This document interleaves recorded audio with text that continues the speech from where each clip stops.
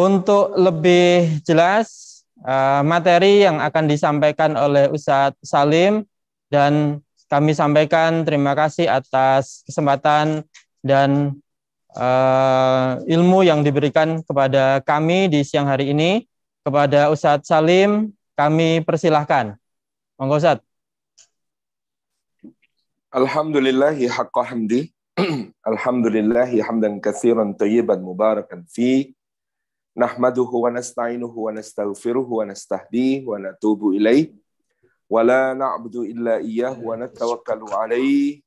Allahumma fasalli wa sallim wa barik ala sayyidina wa habibina wa syafi'ina wa maulana Muhammad wa ala alihi wa ala ashabihi wa dzurriyyatihi wa man sara ala nahji wa sanna bisunnati wa ihtada bihadyihi ila yaumil liqa'i rabbih. Amma ba'd.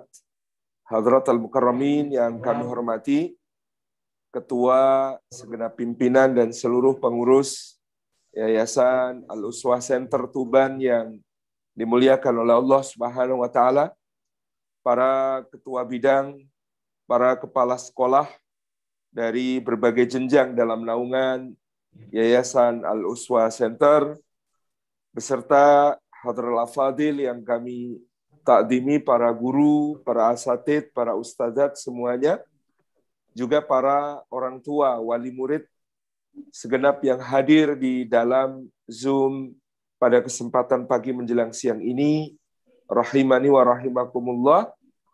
Puji syukur kita haturkan kehadirat Allah Subhanahu wa taala atas limpahan karunia-Nya kita dihimpun di dalam majelis ilmu, meskipun hanya secara daring, secara online, insya Allah tidak mengurangi semua keutamaan bermajelis ilmu yang bisa kita raih dari sisi Allah Subhanahu wa taala. Semoga setiap langkah yang kita tempuh pada hari ini menjadi pemudah jalan kita semua menuju ke surga. Dan semoga duduk kita semua termasuk taman di antara taman-taman surga, tempat Allah mencurah-curahkan rahmat-Nya, menaungkan sayap-sayap malaikat-Nya, menurunkan sakinah ke dalam hati kita, dan menyebut-nyebut nama kita semua dengan bangga pada makhluk-makhluk mulia yang ada di sisinya. Pertama tentu meskipun sudah lewat dari bulan Syawal, sesuai dengan tajuk acara webinar parenting halal bihalal, kami mengucapkan taqabbalallahu minna wa minkum kepada seluruh Bapak Ibu yang hadir. Mudah-mudahan Allah menerima amal-amal kita, mengampuni dosa-dosa kita, dan kami menghaturkan mohon maaf atas segala kesalahan yang mungkin ada. Dan sungguhnya halal bihalal adalah istilah yang sangat khas Nusantara, di mana dalam Babat Cirebon yang ditulis di masa Panembahan Ratu, kita menemukan kosakata halal bihalal itu sebagai tradisi yang diwariskan oleh para wali songo, di antaranya Kanjeng Sunan Gunung Jati, di mana istidlalnya diambil karena bulan Ramadan secara umum maupun khusus menjadi kesempatan untuk dihapusnya dosa-dosa kepada Allah Subhanahu wa taala, maka kita menggenapkan atau menyempurnakannya sebada itu dengan saling memaafkan di antara sesama.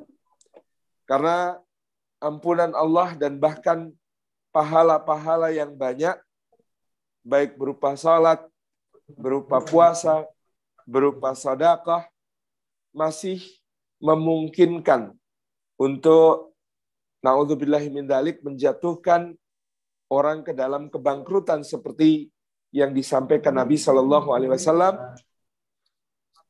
dalam sabdanya, ara'aitumul muflis, tahukah kalian siapakah orang yang bangkrut itu? Lalu para sahabat menjawab, qalu al-muflisu fina ya Rasulullah man laisa lahu malun wala mata'un wala amalun. orang yang bangkrut di antara kami ya Rasulullah, dia orang yang tidak punya harta, barang-barang ataupun pekerjaan yang bisa menopang kehidupannya. Faqala Nabi sallallahu alaihi wasallam, balil muflisu man atallaha bi salatin kadza wa bi siyamin kadza wa bi sadaqatin kadza. Sebaliknya disebut orang bangkrut adalah orang yang datang menghadap Allah membawa pahala salat yang besar, pahala puasa yang besar, pahala sedekah yang besar. Tetapi dia orang yang mencela yang ini, menghina yang ini, menggunjing yang ini, melanggar kehormatan yang ini, menganiaya yang ini, menyakiti yang ini, sampai bahkan menjadi jalan kematian yang ini. Maka kelak di hadapan Allah, orang-orang yang dirugikannya akan menggugat, dan dalam gugatan itu Allah akan menetapkan agar pahala-pahalanya diambil untuk membayar semua kerugian yang telah ditimbulkannya kepada sesama, sampai pahala itu pun habis. Ketika masih ada orang yang menggugat, maka diambillah dosa mereka, kemudian diberikan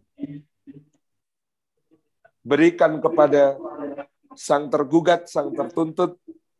Fadzalikal muflis, maka yang demikian itulah orang yang bangkrut dalam makna yang sebenar-benarnya.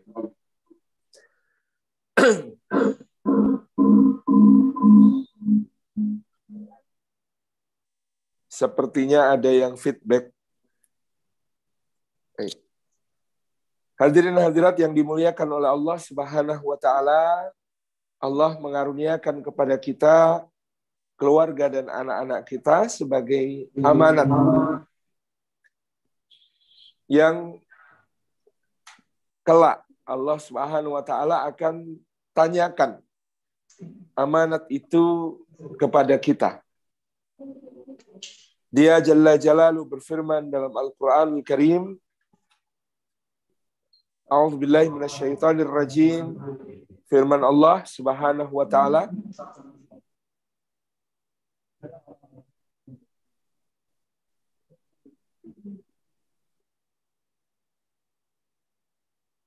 firman Allah Subhanahu wa taala, ya ayyuhalladzina amanu qu anfusakum wa ahlikum nara wa quduha an-nasu wal hijarah 'alaiha malaikatun ghiladun shidad la ya'sunallaha ma amarahum wa yaf'aluna ma yu'marun. Allah menyatakan, wahai orang-orang yang beriman, jagalah diri kalian dan keluarga kalian dari api neraka yang bahan bakarnya manusia dan batu, padanya ada malaikat-malaikat yang keras,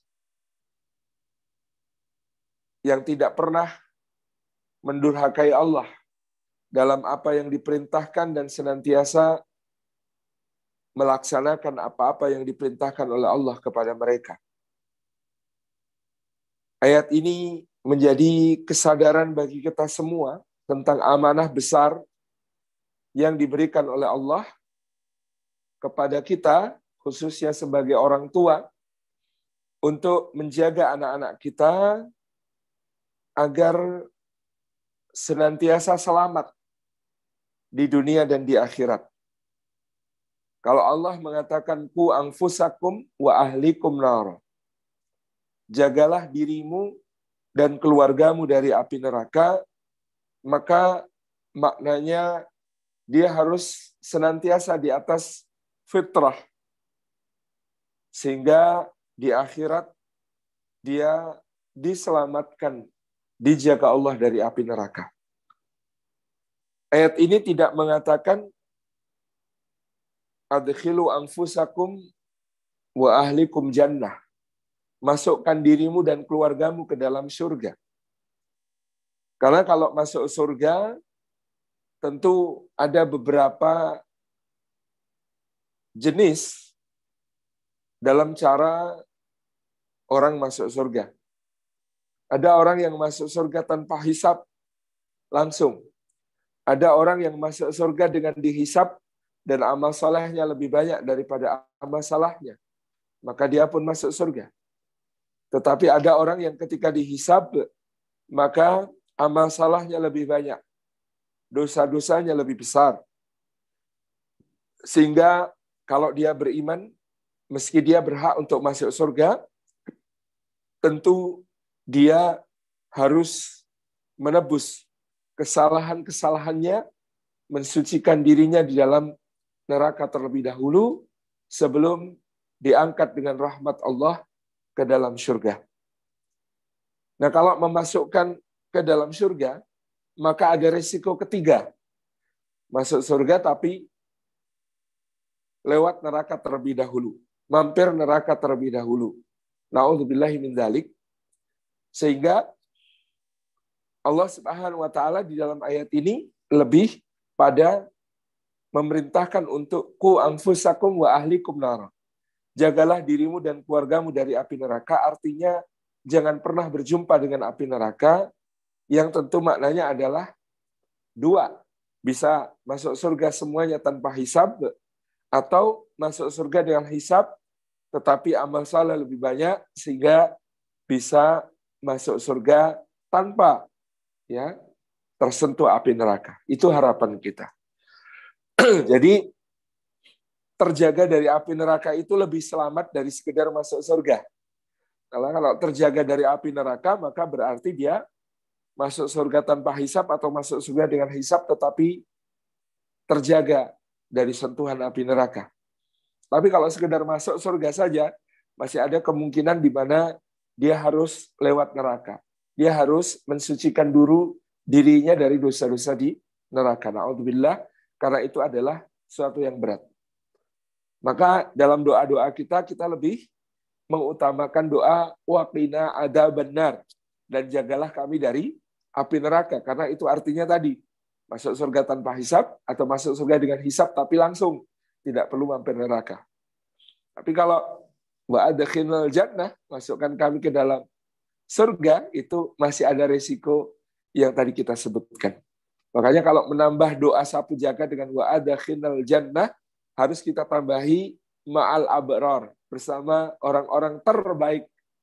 Karena kalau bersama orang-orang terbaik, maka mewakili makna, ya insya Allah mudah-mudahan kedudukan yang mulia di dalam surga, dan tidak perlu tadi melewati neraka yang digunakan untuk mensucikan hamba yang mukmin dari dosa-dosa. Qu anfusakum wa ahlikum nara, jagalah dirimu dan keluargamu dari api neraka. Ini tugas yang berat, terlebih sebagai orang tua.